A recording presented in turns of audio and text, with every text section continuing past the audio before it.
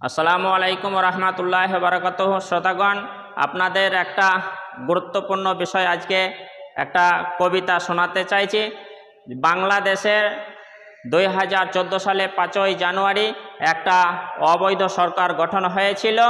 সেই নেতা মন্ত্রীদের নিয়ে গুছিয়ে একটা কবিতা সুন্দরভাবে আমি দিচ্ছি।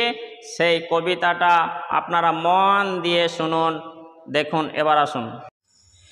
বাংলাদেশের হাসিনা গড়েছিল অবৈধ সরকার, কবিতার মাধ্যমে বলছি আমি শুনুন বিরাদার। 2014 সালে 5ই জানুয়ারি ছন্দে ছন্দে তার নেতা মন্ত্রীদের শুনুন কারিগরি। প্রধানমন্ত্রী হলেন যিনি শেখ হাসিনা, তার সমর্থনে পুলিশ অনেক ঝরালো পাসিনা। স্বরাষ্ট্রমন্ত্রী ছিলেন আসাদুজ্জামান খান, সে জালসা মাহফিলে বাধা দিয়ে চালু করলো গান। স্পিকার ছিলেন ডক্টর শিরিন শারমিন, সংসদে মনে হতো তার কাছে আছে বোবাজিন। তথ্যমন্ত্রী ছিল হাসানুল হক ইনু, মুজিবের মৃত্যুতে সে নেচেছিল সেটা বলে দিনু। অর্থমন্ত্রী আবুল মাল আব্দুল মহিদ, বিরোধী দলের নেতাদের ওপর তার ছিল অনেক জিদ। বাণিজ্য মন্ত্রী ছিল তুফাইল আহমেদ, 5 বছরে বাংলাদেশটা বানিয়েছিল লেদ। নৌ পরিবহন মন্ত্রী শাহজাহান খান, তার কারণে বাংলাদেশের কত অপমান। ওবায়দুল কাদের ছিল মন্ত্রী যোগাযোগ, পদ্মা সেতুর টাকা সে করেছিল ভোগ।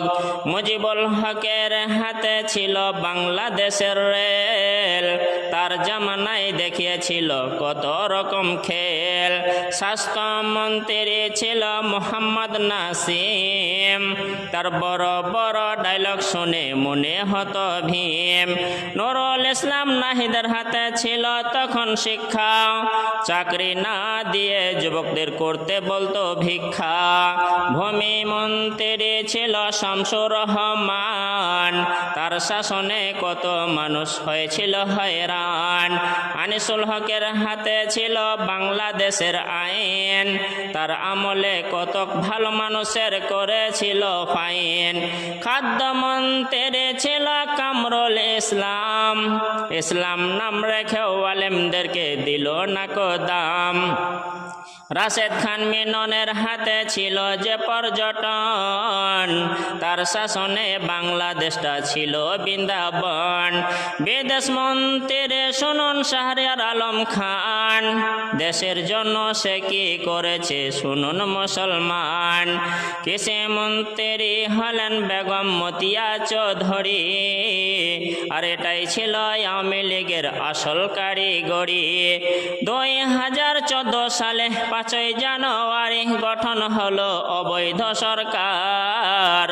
ভোট চুরির প্রধানমন্ত্রী বাংলাদেশে আর নেই কো দরকার। নিজের হাতে লিখে কবিতা নিজেই আমি পড়ি, আব্দুস সামাদ নাম আমায়, পশ্চিম বাংলায় বীরভূম আমার বাড়ি। আসসালামু আলাইকুম ওয়া রাহমাতুল্লাহ।